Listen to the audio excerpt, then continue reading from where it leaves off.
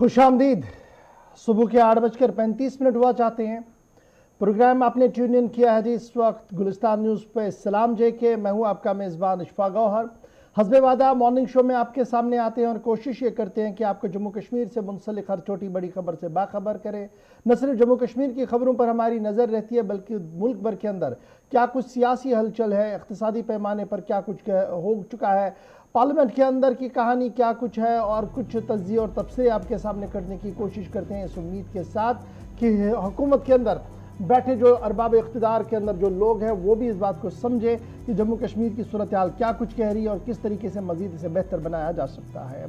आपकी आवाज़ को हुकूमत तक पहुंचाते हैं इस प्रोग्राम में, और वक्त होता है 9:40 के बाद, यानी आखिरी 10 से 15 मिनट का जो वक्त होता है उस वक्त आप फ़ोन कॉल्स करते हैं। आज भी वो सिलसिला जारी रहेगा टेलीविज़न चैनल के साथ साथ, यानी टीवी पर आप हमें तो देख रहे हैं, इसके साथ साथ आप हमारी राब्ता साइट फेसबुक पर इस वक्त बराह रास्त ज्वाइन कर सकते हैं। दुनिया भर के अंदर नाजरीन इस वक्त हमें देख रहे हैं। उसके साथ साथ ट्विटर, इंस्टाग्राम और कू पर आप हमारे साथ ज्वाइन करेंगे, और हमारी ऑफिशियल वेबसाइट www.gulistannews.in पर लॉगिन, सब्सक्राइब और शेयर जरूर कीजिएगा, और जम्मू कश्मीर से मुंसलिक हर छोटी बड़ी खबर से बाखबर रहिएगा। हमारी ऑफिशियल वेबसाइट पर आप हमारे साथ राब्ते में रह सकते हैं, वहाँ पर आप मेल कर सकते हैं, या आप हमारे साथ वहाँ पर इनबॉक्स आकर चैट कर सकते हैं। और जब आप अपनी बात रखते हैं वो हमारे लिए मशअल राह रहती है, क्योंकि आपकी हर छोटी बड़ी बात हमारे प्रोग्राम को मज़ीद बेहतर बनाने के लिए मदद करती है। तो करते हैं जी इस उम्मीद के साथ प्रोग्राम का आगाज़ कि 10 बजे तक आप मुकम्मल तौर पर इस मकबूल तरीन प्रोग्राम सलाम जेके का साथ आज भी देते रहेंगे, और हस्बे वादा आज के प्रोग्राम का भी आगाज़ आशिफ रशीद करेंगे और आपको बताएंगे कि आज के दिन माजी में क्या कुछ हुआ है, क्योंकि आज 10 अगस्त है जी। खुश आमदीद, गुड मॉर्निंग, बहुत बहुत स्वागत, इस्तकबाल है आप सभी का प्रोग्राम सलाम जेके में दिल्ली के स्टूडियो से बराह रास्त 10 बजे तक हम और आप साथ साथ रहेंगे। 90 मिनट्स में मुख्तलिफ मौज़ूआत जिन पर हम बात करेंगे, अलग अलग इलाकों से रिपोर्ट्स आपको दिखाएंगे, ताज़ा तरीन डेवलपमेंट्स क्या हैं, अवामी तासुरात, मुलाजमीन की बात, हड़ताल की कॉल्स, ये सारे आज के मौज़ूआत रहेंगे। कौमी और बैनुल-अक़वामी खबरें भी आप तक पहुंचाएंगे, दिल्ली से बिहार तक सियासी हलचल, ये सारे मौज़ूआत जिन पर आगे चलकर हम बात करेंगे, एक एक करके तफसीलात आपके सामने रखेंगे। लेकिन आगाज तय फॉर्मेट के मुताबिक हिस्ट्री ऑफ द डे में आज खास क्या है। अगस्त का 10वां दिन है, साल 2022 का 8वां महीना और 10 तारीख बताती है अंग्रेजी कैलेंडर के मुताबिक। हम आपको बता रहे हैं 1800 में आज ही के दिन कलकत्ता, जिसे आप अब कोलकाता भी कहते हैं, पहले कलकत्ता कहते थे, वहां पर उर्दू, हिंदी और मकामी जुबानों के फरोग के लिए फोर्ट विलियम कॉलेज का कयाम अमल में लाया गया। अंग्रेज दौर इक़्तिदार में 1800 में 10 अगस्त की तारीख फोर्ट विलियम कॉलेज के, और इस कॉलेज से बाकी जुड़े जितने भी इदारे हैं उनके लिए आज का दिन काफी अहम दिन है, क्योंकि शुरुआत आज के दिन यहाँ पर बड़े पैमाने पर तालीमी सरगर्मियों की होनी थी, उसके लिए पहला कदम उठाया गया था। साल था 1973, तारीख थी 10 अगस्त की, जब पाकिस्तान की कौमी असेंबली में बांग्लादेश को तस्लीम करने की एक करारदाद पास हुई। मुत्तफ़िक़ा तौर पर तमाम लीडरान ने इस करारदाद को पास किया। 1822 में सीरिया यानी शाम के अंदर तबाहकुन ज़ल्ज़ला आया, 20,000 लोगों ने अपनी जान गंवा दी, 1,70,000 के आसपास जख्मी हुए, और इनमें से 1 लाख से ज्यादा ऐसे लोग थे जिन्होंने अपना घर बार मुकम्मल तौर पर खो दिया था। तबाह हर तरफ मकानात हुए थे, रिहायशी या आर्जी ढांचे कह लीजिए, हर तरफ तबाही थी, 20,000 हलाकतें हुई थी। और 1980 में भारत की पहली खातून मौसीकार सरस्वती देवी का इंतकाल आज के दिन हुआ। तारीख थी 10 अगस्त की, साल था 1980। आज के दिन उनकी खिदमात को याद किया जा रहा है, खास तौर से बॉलीवुड की दुनिया में। साल 1947 में बरतानिया ने, उस वक्त के वज़ीर आज़म ने मोहम्मद अली जिन्नाह को गवर्नर जनरल ऑफ पाकिस्तान बनाने की तजवीज़ जो उनके सामने पहुंची थी उसकी हिमायत कर दी थी। आज के दिन ही 10 अगस्त, आज़ादी से ठीक 4 रोज कबल, बरतानिया के वज़ीर आज़म ने मोहम्मद अली जिन्नाह को गवर्नर जनरल पाकिस्तान बनाने की तजवीज़ की हिमायत की। साल 2006 में श्रीलंका के अंदर तमिल टाइगर्स या तमिल बागियों जिनको आप कहते हैं, इन बागियों पर फौजी कार्रवाई हुई। 50 शहरी इस कार्रवाई में हलाक हुए, यानी नुकसान आम शहरियों ने इस कार्रवाई के दौरान उठाया। 1664 में आज ही के दिन ऑस्ट्रिया और तुर्की आमने सामने आए और वास्वार अमन मुआहिदे पर दस्तखत दोनों के दरमियान हुए, जो दुनिया भर के सबसे बड़े 20 मुआहिदों में से एक मुआहिदा माना जाता है। 10 अगस्त 1664 को ऑस्ट्रिया और तुर्की के दरमियान। साल 2004 में बड़ी पेशरफ्त हुई।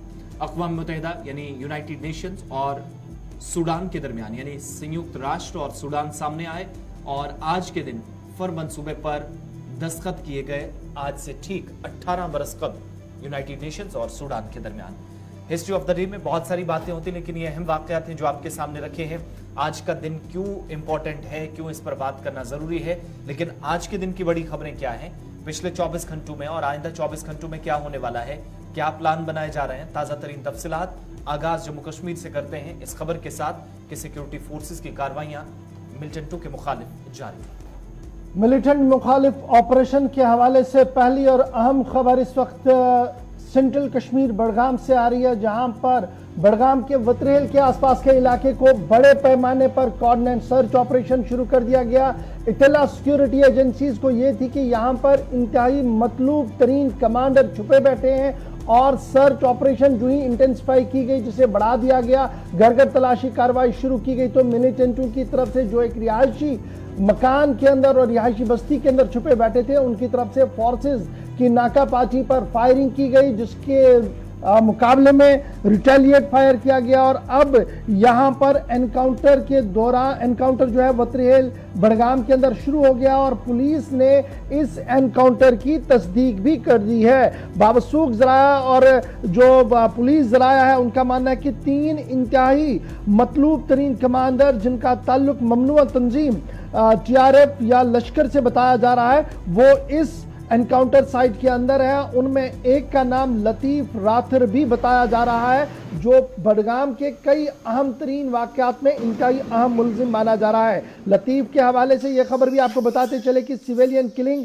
जिनमें राहुल भट्ट हो, अमरीन भट्ट हो और दीगर लोग हो, उस पर इनका इल्जाम है कि ये मास्टरमाइंड था जी इस पूरी कार्रवाई के दौरान। तो इस वक्त की अहम और बड़ी खबर सेंट्रल कश्मीर बडगाम से, जहां पर ऑपरेशन जारी है। तस्वीरें थोड़ी देर पहले की हैं, लश्कर कमांडर लतीफ राथर समेत 2 और मिलिटेंट वहां पर छुपे बैठे हैं। एडिशनल डायरेक्टर जनरल पुलिस की तरफ से भी इस खबर की तस्दीक थोड़ी देर पहले कर दी गई है कि लतीफ राथर जो इंतहाई मतलूब तरीन कमांडर, जिसको पिछले कई हफ्तों से बल्कि कई महीनों से पुलिस तलाश कर रही थी, वो इस वक्त इस एनकाउंटर साइट पर मौजूद है। आज सुबह जो ही सिक्योरिटी एजेंसी, राष्ट्रीय राइफल स्पेशल ऑपरेशन ग्रुप और CRPF ने ज्वाइंट ऑपरेशन वहां पर शुरू किया, तो पहली किरण के साथ ही वहां पर फायर हुआ है, जिसके बाद पूरे इलाके को कॉर्डन में कर दिया गया है। और कॉर्डन के साथ ही ये बात सामने आई जो एडिशनल डायरेक्टर जनरल पुलिस की तरफ से सामने रखी गई कि 3 इंतहाई मतलूब तरीन लोग, जिनमें एक लतीफ भी है, वो इस साइट पर मौजूद है। तो इस वक्त की अहम और बड़ी खबर जिला बडगाम, जहां पर सर्च ऑपरेशन एनकाउंटर में तब्दील हुआ और इस एनकाउंटर के अंदर पुलिस तर्जुमान और पुलिस बयान के मुताबिक इंतहाई अहम मिलिटेंट कमांडर छुपे बैठे हैं और वो फंसे हैं। लगातार सिक्योरिटी एजेंसीज को निशाना बनाने की उनकी तरफ से कोशिश की जा रही है। तमाम सिक्योरिटी एजेंसीज की तरफ से अव्वलीन तरजीह ये रही कि आसपास के इलाके को सिविलियन से खाली कराया जाए, जो टॉप प्रायोरिटी रहती है। उसके बाद इजाफी कुंभक इस पूरे इलाके के अंदर लगा दी गई है ताकि कोई भी सिविलियन कैजुअलिटी मजीद ना हो पाए और मिलिटेंट जो अंदर छुपे बैठे हैं वो बाहर ना आ पाए। और महसूर किया गया है मिलिटेंटों के एक मखसूस मकान के अंदर इस तरीके की इतलात इस वक्त सिक्योरिटी एजेंसीज के जराया हमें बता रहे हैं। ग्राउंड जीरो पर चलेंगे। मोहम्मद अशरफ बडगाम से इस वक्त हमारे साथ ज्वाइन किए हुए हैं। अशरफ, बहुत शुक्रिया जी ज्वाइन करने के लिए। एक बड़ा ऑपरेशन सिक्योरिटी एजेंसीज के लिए, क्योंकि लतीफ को लेकर पिछले कई महीनों से पुलिस, सुरागरसा इदारे और दीगर एजेंसियां जो है वो हाथ धोकर पीछे थी कि क्योंकि उसके पीछे अमरीन और दीगर लोगों के कत्ल का मुलजिम उन्हें माना जा रहा है, मास्टरमाइंड माना जा रहा है। तो क्या कुछ लेटेस्ट तफसील आपके पास है? कहां तक ये एनकाउंटर अभी तक पहुंचा, क्योंकि आप एनकाउंटर साइट पर इस वक्त मौजूद हैं? देखिए गवर, जहां हम इस इनकाउंटर की बात करते हैं, ये वतरहल का मुकाम इलाका है जहां पर एक मोहल्ला है, 10-15 घर जहाँ रहते हैं। तो वहां पर सिक्योरिटी फोर्सों ने कल 10 बजे से जो है एक सर्च ऑपरेशन चलाया था। जैसे ही सर्च ऑपरेशन रहा, देर गए तक चालू रहा। सुबह जैसे 3-3:30 बजे के करीब जैसे उस घर के नजदीक पहुंचे जहां पर उनको police, SOG special operation group हो या आर्मी हो, उनको जैसे इस स्पेशल इनपुट जो था इस घर में शायद मिलिटेंट्स की मौजूदगी हो सके, जैसे उसके नजदीक पहुंचे थे वहां से जो है फायरिंग शुरू की गई और उसके बाद ये सर्च ऑपरेशन जो है इनकाउंटर में तब्दील हुआ। इस वक्त की सूरत हाल यह है कि लगातार फायरिंग हो रही है। अभी कुछ देर पहले जो है लगातार मैं उसी इनकाउंटर साइट पे हूँ कि यहाँ इसके नीचे में जो है आपको मैं जरा दिखा दूं, यही वो इलाका है जहाँ नीचे एकदम हम ये कैसे कोई नीचे इलाका है जहाँ ये मोहल्ला है जहां पर इस वक्त इनकाउंटर चल रहा है और 2 से 3 मिलिटेंट्स की मौजूदगी बताई जाए। और सबसे बड़ी बात है कि लतीफ राथर, जिसका नाम कहीं किलिंगू में बताया जा रहा है, आपको याद होगा राहुल भट्ट का जब किलिंग हुई थी, तो उसमें भी जो है राहुल भट्ट के किलिंग में जो है लतीफ रथर का नाम लिया जा रहा है। तो वहीं पर अमरीन भट्ट की जब हम बात करते हैं तो उसका भी नाम इस लतीफ रथर के साथ जोड़ा जाए, जिसमें आईजीपी कश्मीर ने भी कहा कि सबसे बड़ी कामयाबी है पुलिस के लिए कि लतीफ रथर का ट्रैप होना। वही हम उसके साथ और दो है जो कि फॉरेनर बताया जा रहा है। फिलहाल इनकाउंटर चल रहा है, गोलियों का तबादला चल रहा है, और जो जितने भी एग्जिट पॉइंट्स है इस इलाके को सील कर दिया गया है। सीआरपी हो, जम्मू कश्मीर पुलिस हो, पूरे इलाके को जो है कॉर्डन चल रहा है, और जो इनकाउंटर साइट है वहां इस टाइम दोनों तरफ से गोलियों का तबादला लगातार जारी है। जी अच्छा जी, अशरफ ये भी बड़ा इंपॉर्टेंट है जो हमें थोड़ी देर पहले कुछ जराया बता रहे थे कि ये जो आबादी है ये नीचे है, जहां पर आप खड़े हैं उससे बहुत नीचे है। क्योंकि आप थोड़ा दूर है एनकाउंटर साइट से, इसलिए हम ये अंदाजा लगा पा रहे हैं कि क्या कुछ हो सकता है वहां पर। लेकिन टॉप प्रायोरिटी ये है कि जनाब जो सिविलियन आबादी है वहां पर उन्हें बाहर निकाला जाए। रात को भी ये कोशिश की गई थी, कुछ लोग पहले रात को निकाले गए थे, और क्या अब ये मुकम्मल तौर पर हो गया कि इस पूरे पैच के अंदर कोई भी सिविलियन मौजूद नहीं है? देखिए, अगर हम इस मोहल्ले की बात करें, ये जो घर है जिस घर में ये मिलिटेंट्स छुपे हुए थे, उस घर के जो ऑनर मालिक है उनको जो है तभी इनकाउंटर में शायद इतना टाइम लग रहा है। रात को ही इनको कोशिश की, क्योंकि जब सर्च ऑपरेशन चलाया गया था उसके दौरान ही जब पहले को लगा कि यहाँ इस घर में मिलिटेंट्स की मौजूदगी है, फिर सबसे बड़ी जो उनकी जो प्रेजेंस थी या उन सबसे बड़ी प्रायोरिटी थी वो ये थी कि वो सिविलियन जो इस घर में बस फंसे हुए हैं उनको जो है निकाला जाए। और पहले उनको जो है निकाला गया, उसके बाद लगातार तब से लेकर अभी तक फायरिंग का सिलसिला चालू है। और इसके इलाके में जो कुछ 5-8-10 घर वाले हैं उनको भी जो है वहां से निकाल दिया गया है। अभी जो है उस एरिया में किसी सिविलियन को नहीं रखा गया है। फिलहाल इनकाउंटर जारी है, और जिस घर में एक स्टोरी बिल्डिंग बताई जा रही है जिसमें ये मिलिटेंट्स छुपे हुए थे, अभी तक का सूरत हाल ये है कि दोनों साइड से गोलियों का तबादला जारी है। मेरे पीछे आप सुन सकते हो इस वक्त जो फायरिंग की आवाज़ है, थोड़ी सी दूरी के नीचे में ये घर है जिसमें मिलिटेंट्स की मौजूदगी है। आप भी सुन रहे होगे से जो फायरिंग है, मैं उसी साइड के नजदीक हूँ, और अभी फायरिंग का सिलसिला दोनों साइड से जारी है। उस सिविलियन को वहां से निकाल दिया गया है। आप थोड़ा खुद को भी सेफ रखिएगा, थोड़ा साइड से बिल्कुल बाहर आइएगा, सेफ रहिएगा। विजुअल्स थोड़े बाहर के हैं जी, एनकाउंटर साइट से काफ़ी दूरी पर ये है, लेकिन उसके बावजूद भी जो आवाज़ आ रही थी वो आप साफ सुन रहे थे कि किस तरीके से एक के बाद एक आवाज़ आ रही थी वहाँ पर। और लतीफ़ जो इंतहाई मतलूब तरीन कमांडर है वो यहाँ पर फंसा हुआ है। राहुल भट्ट, अमरीन भट्ट और दीगर लोगों के कत्ल के मतलब सिलसिले में पुलिस को इंतहाई तलाश थी उनकी, और बिलाखिर आज वो इस एनकाउंटर साइट के अंदर फंस चुका है। एडिशनल ट्रुप्स लगा दी गई है, और ऑपरेशन इस वक्त वतरेल बडगाम के आसपास के इलाके के अंदर लगातार जारी है। खबर हम बता रहे थे आपको जी बडगाम से, जहां पर ग्राउंड जीरो से भी हमारे नुमाइंदे ने कोशिश की आपको समझाने की कि क्या कुछ सूरत हाल है। लेकिन बढ़ते हैं जी आगे, बड़ी एक और अहम खबर जनूबी कश्मीर पुलवामा से इस वक्त सामने आ रही है, और पुलिस का बड़ा दावा है कि एक बहुत बड़े हादसे को टाल दिया गया है। बिल्कुल, पुलिस की तरफ से ट्वीट भी कर दिया गया है। एक आईडी बरामद हुआ है, और आईडी टहाब पुलवामा के अंदर जो क्रॉसिंग सर्कुलर रोड है पुलवामा में, वहां ये बरामद किया गया है। और इसका वजन पुलिस बयान के मुताबिक 25 से 30 किलोग्राम के करीब था।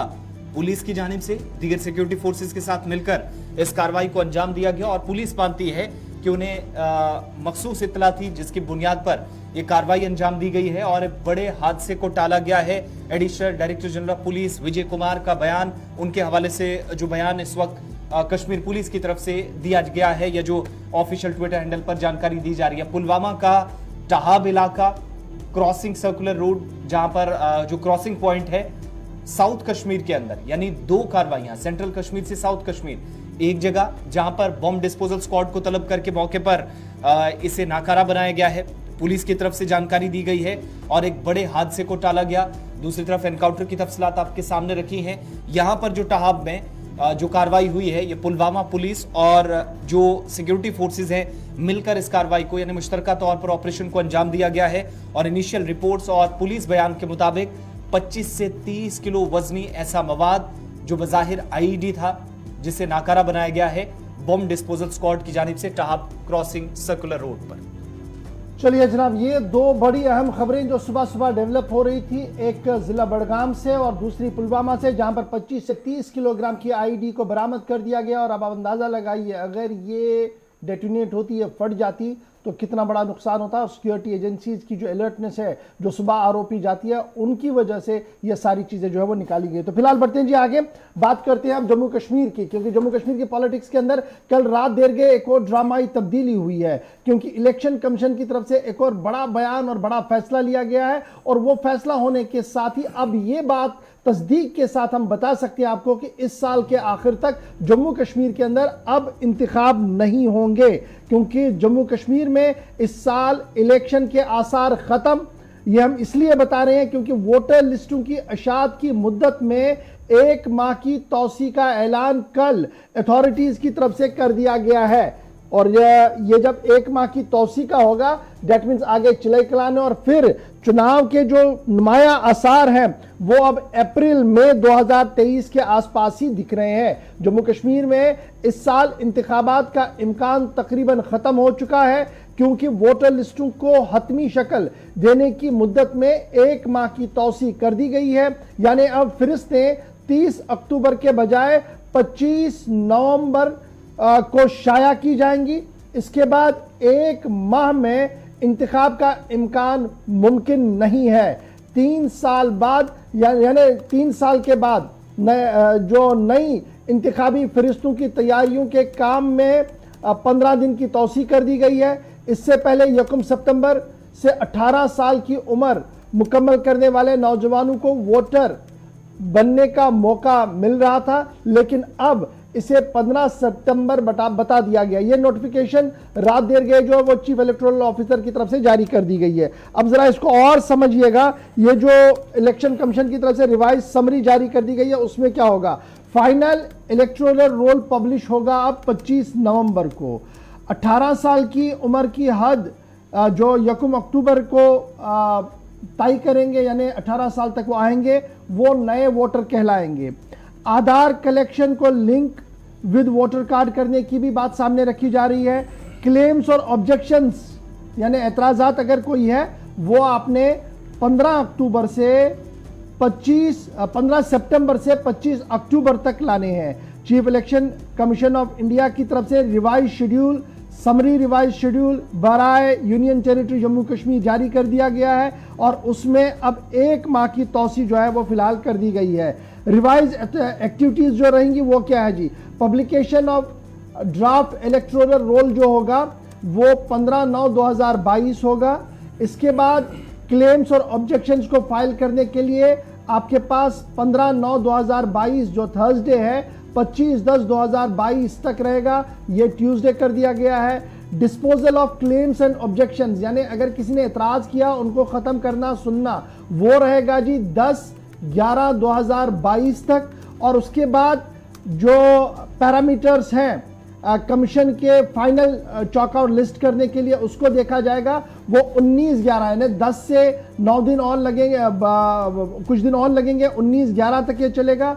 और अपडेट डाटाबेस जो प्रिंट होगा सप्लीमेंट्री वो भी 19 तारीख को ही शाया किया जाएगा।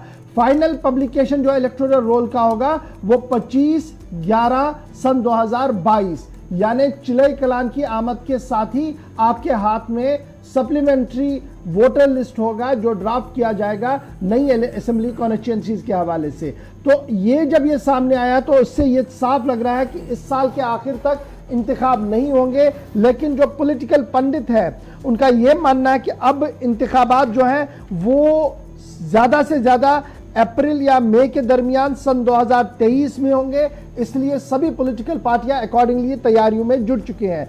इस बीच सभी पॉलिटिकल पार्टियां कमीशन ने यह अलाउ कर दिया कि बूथ लेवल एजेंट्स को वो तैनात कर सकती हैं और रिकॉग्नाइज पॉलिटिकल पार्टियां जो है वो फाइल एप्लीकेशंस इन बल्क कर सकती हैं। सब्जेक्ट टू कंडीशन जो होगी वो बीएलए सबमिट करेगा हर दिन 10-10 फॉर्म को, यानी जहां जहां पर उन्हें नए लगाने हो काटने हो जो भी हो तो बीएलए के पास 10-10 फॉर्म वो सबमिट कर सकता है। एईआरओज को भी अथोराइज इसी तरीके से कर दिया गया। तो ये डिटेल समरी जो है वो जारी कर दी गई और इस समरी के जारी होने के साथ ही इस साल में इंतखाब आखिर तक होंगे।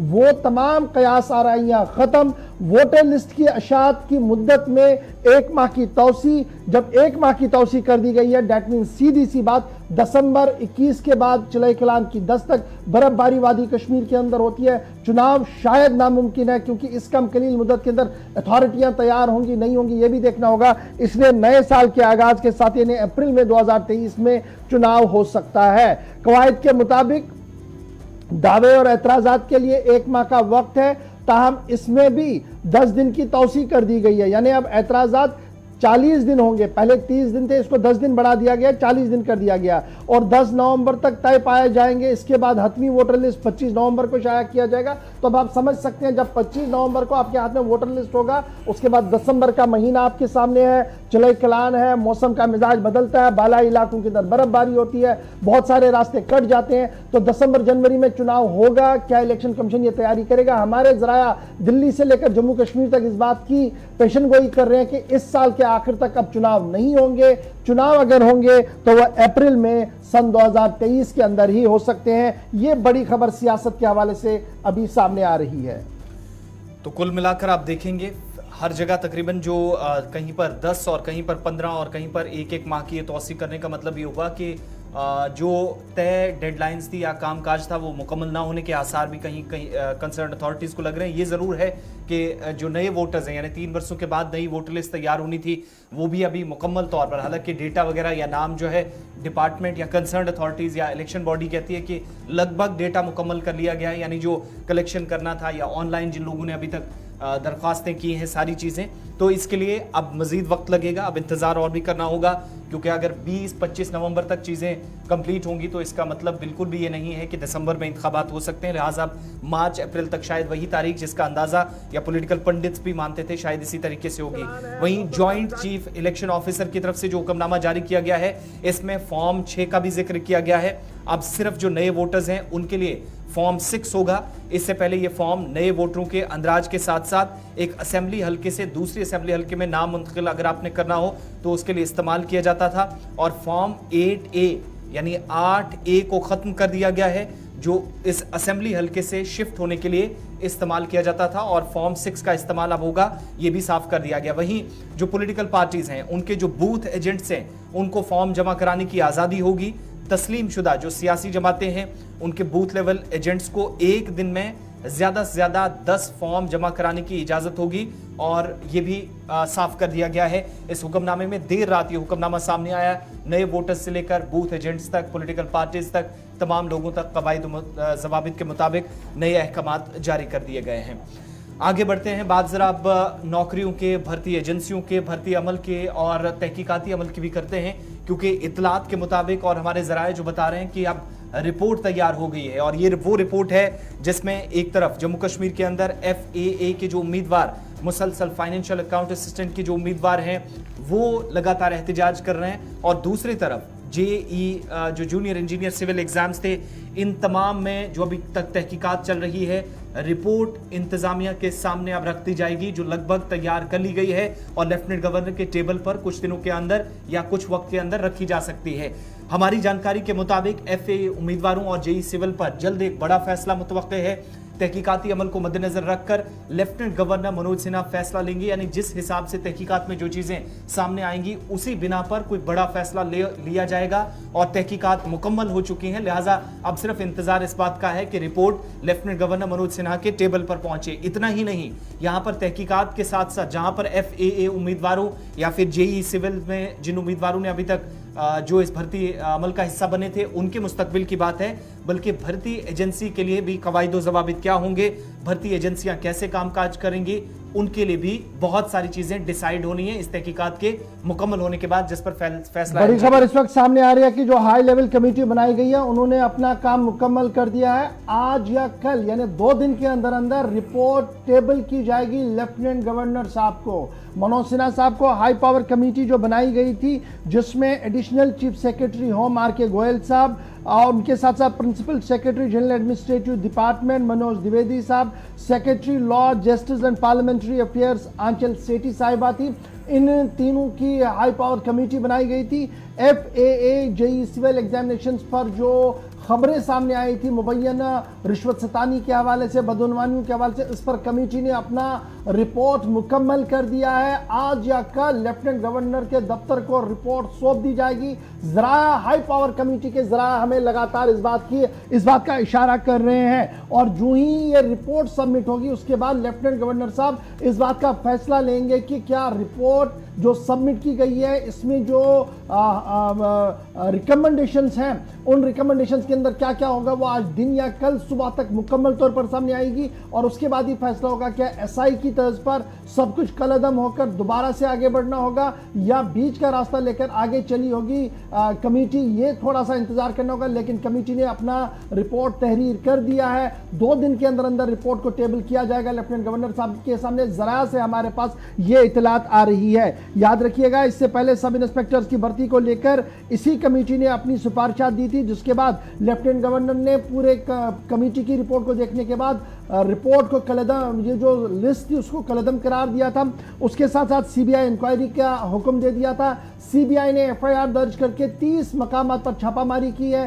कई अहम शवाहिद और दस्तावेजात उनके हाथ लगे हैं और खबर यह है कि साबिका अफसरों से लेकर यानी जो एसएसआरबी के अंदर साबिका अफसर थे और मौजूदा निज़ाम में जो मैट्रिक सर्विसेज जिसको ये काम सौंपा गया था वो भी शिकंजे में है। इसलिए हुकूमत ये फैसला लेगी कि जिस कमेटी को metric track service private limited जो इस तरीके के इम्तिहानात लेती है, क्या उन्हें मुस्तकबिल में भी ये काम दिया जाए या नहीं दिया जाए, ये सारा मुनस्सिर करेगा सीबीआई की इंक्वायरी पर। अगर सीबीआई की तरफ से कोई भी शक शुबात इस पर आया तो ये ब्लैकलिस्ट हो जाएगी और अगर नहीं तो फिर इसे आगे बढ़ाया जाएगा। फिलहाल एसएसआरबी से लेकर मैट्रिक सर्विस प्राइवेट लिमिटेड इस वक्त शिकंजे के अंदर है और नई रिपोर्ट 2 दिन के अंदर अंदर मंजर आम पर आ सकती है, जिसमें यह पता लगेगा कि एफएए जो पिछले कई दिनों से तलबा एस्पिरेंट्स एहतजाज पर है उनके मुस्तकबिल का फैसला हो चुका है। बहुत जल्द वो सामने आएगा। ज़राया हमें बता रहे हैं और ये भी ज़राया बता रहे हैं कि government will take final call whether to cancel the list और to go ahead with the list. इसके लिए दिल थाम कर बैठिए। आइंदा 24 घंटे इंतहाई अहम हो सकते हैं। हमारे ज़राया बता रहे हैं आज या कल यह हाई पावर कमेटी जो है वो अपनी रिपोर्ट सौंप सकती है। ज़राया से ये खबर हमारे पास है। अभी लेफ्टिनेंट गवर्नर एडमिनिस्ट्रेशन की तरफ से इस पूरे मामले पर कोई भी बात सामने नहीं रखी गई है। जनाब यहां पर कहा जा रहा कि छोटा सा ब्रेक हो, लेकिन ब्रेक के उस पार आएंगे। बात हम एफएए की कर रहे थे, यानी मुलाजमीन की कर रहे थे, उन मुलाजमीन की कर रहे थे जो अभी तशने तकमील है। अब उसके बाद जब ब्रेक के उस पार आएंगे तो आपको बताएंगे कि मुलाजमीन ने बड़ा इत्तेहाद करके बड़ा फैसला लिया है। वो बड़ा फैसला है क्या, वो आपको बताएंगे। उसके साथ साथ आपको बताएंगे कि हुकूमत जम्मू कश्मीर की मायूस कुन कारकर्दगी क्यों है। और ये मैं आज जब बताऊंगा आपके सामने तो ये हमारी रिपोर्ट नहीं बल्कि पार्लियामेंट की कमेटी की वो रिपोर्ट होगी जिस पर एक जमाने में हिज़्ब-ए-इख्तिलाफ बीजेपी ने नई हुकूमत बनाने का भी दावा किया था। मिलते हैं छोटे से ब्रेक के बाद।